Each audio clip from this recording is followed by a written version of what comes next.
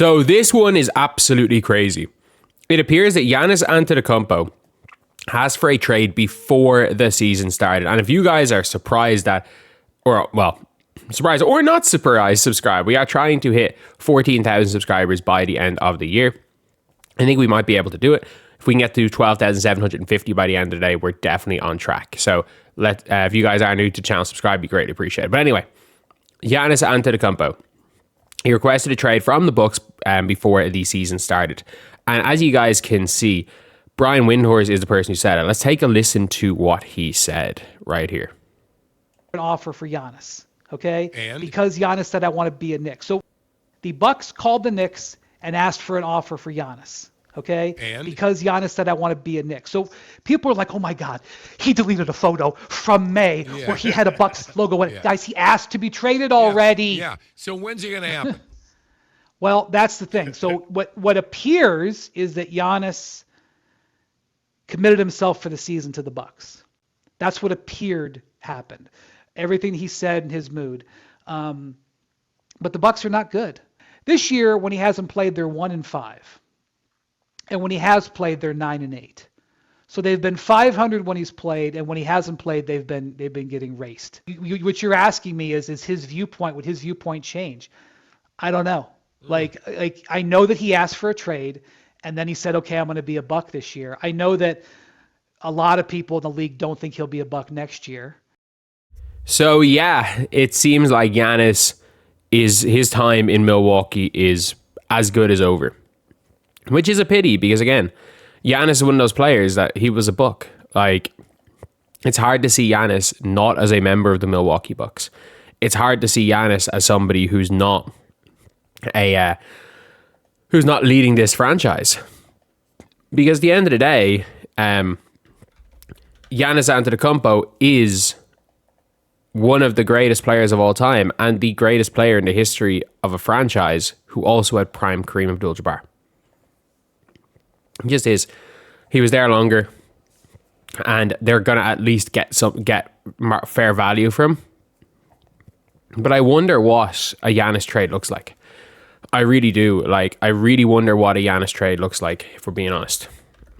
Because Giannis absolutely is one of those players that his value is obviously extremely high.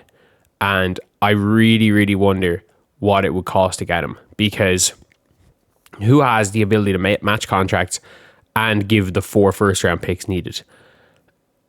I wonder if... apparently, he only committed to the Bucks as long as they were winning. From what it seems to be reported, that he only committed to the Bucks as long as they were winning. That he literally went and, like, he demanded a trade before the season started, which obviously is a big thing, if we're being honest.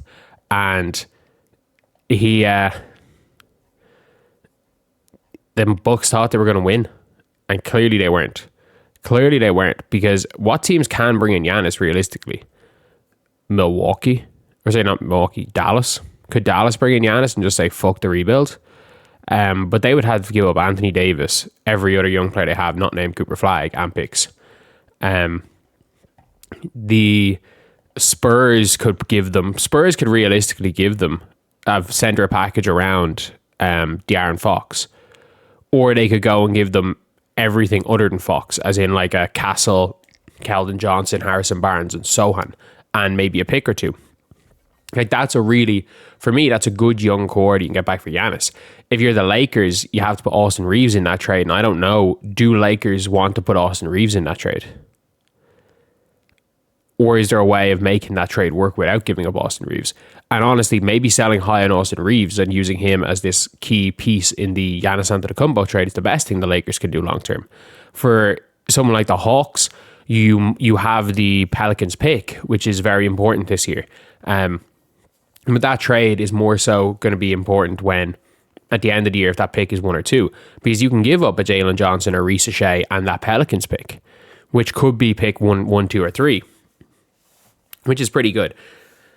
And then, like, if you're the Knicks and you're trying to get Giannis, what is it, like, cat and every single pick you have? I don't know if that's going to be enough. I really don't know if that's going to be enough. So look, for me anyway, I do feel like Giannis Antetokounmpo is, not that he's untradeable, but it's really, really difficult to trade him. It's really difficult to get fair value for Giannis. Because at the end of the day, Giannis is one of the top players in the world. And now that it's common knowledge that Giannis Antetokounmpo does not want to be there, it becomes way, way harder to make a trade. If he wants to be there, it's obviously difficult to make it. If he wants to be there, you have more leverage. But if he doesn't want to be there, and it's unknown he doesn't want to be there, they've got no leverage. The Milwaukee Bucks have no leverage, and I don't think they're going to trade Giannis for pennies on the dollar. So I just don't know what the scenario is going to be where they don't feel like they're getting screwed. I think they're going to, regardless. I think Milwaukee are not going to be happy, and they're going to feel like they're getting screwed. And I think a lot of Milwaukee fans might feel like they're getting screwed in the Giannis trade, because I think we've seen from a lot of other trades that a lot of these 4 or 5 first round pick trades end up being fucking disasters. So I don't think teams are as likely to make those trades. I think teams are really reluctant to make those trades now, because we saw what happened with the Clippers. We saw what happened with the Timberwolves gave up so much for Gobert. Like, I think a lot of teams realize that they're bad trades. Like, you never win one of those trades. Even the Lakers didn't necessarily completely win the Anthony Davis trade. I'm not going to say they lost it, but like, they didn't absolutely fleece the Pelicans. And if the bubble doesn't happen, someone else wins that title, they would have been fleeced by the Pelicans. But yeah, it's an all-around interesting thing. And I wonder what is going to happen to Giannis. I wonder what's going to happen to this Milwaukee franchise, because at the end of the day, it's a really, really interesting thing. And I think in general that Giannis's time in Milwaukee will always be a success. Look, build a fucking statue of him. I don't care if he wants to trade. Like, build a statue for him. If you are in Milwaukee, build an effing statue for him. But at the same time, right now, get what you can get from 2 picks, 2 pick swaps, 2 good young players. The best package is going to be from San Antonio. Don't know if you want to send to San Antonio, but the best package you're going to get back is almost certainly from San Antonio.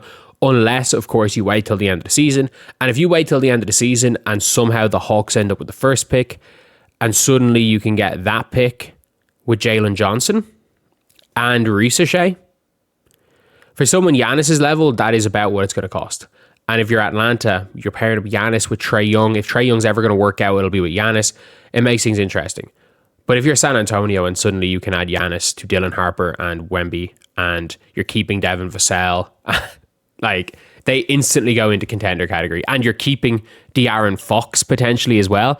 Like, I get it. Like, you're not the greatest shooting team in the world, but a starting 5 of Devin Vassell, De'Aaron Fox, Dylan Harper, Giannis Antetokounmpo, and Wemby is the best starting 5 on paper in the NBA. I don't think they're going to beat the Thunder, but like, they're the only team that even has a puncher's chance against the Thunder, healthy with that 5.